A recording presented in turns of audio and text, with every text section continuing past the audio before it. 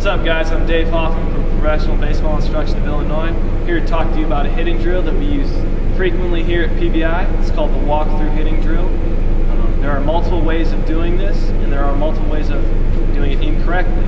We see kids come in here all the time, and when they do it, they develop bad habits. And throughout this video, I'm going to explain what we don't want to do and the correct way of doing it. So, let's do it.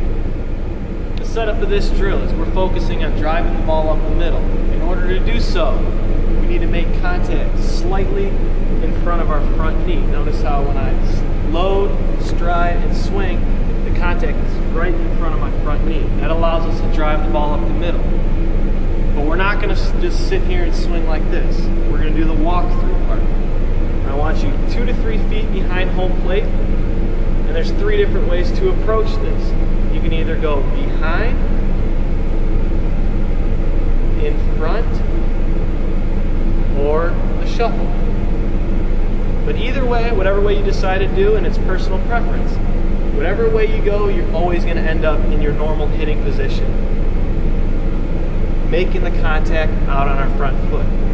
Some of the things that we see wrong, our kids tend to stride way too far. Notice how my front foot is way in front of home plate, which delays their bat way behind.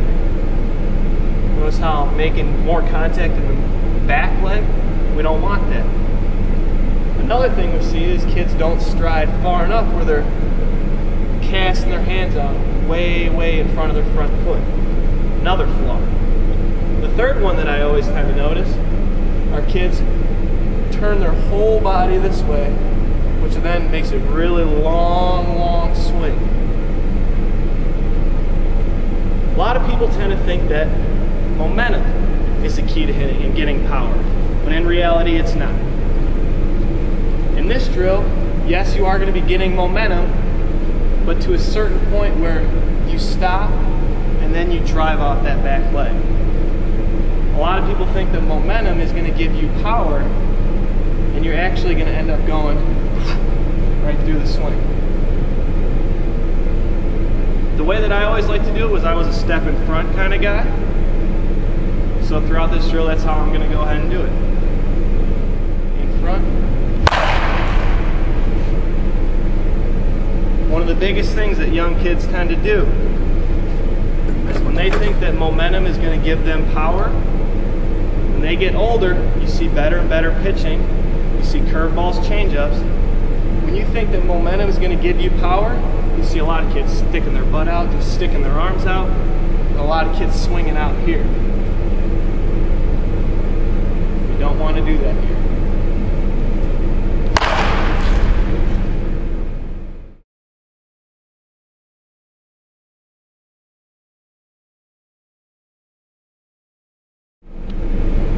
As you can see, this is a drill that you can do on your own, in your backyard, wherever it may be.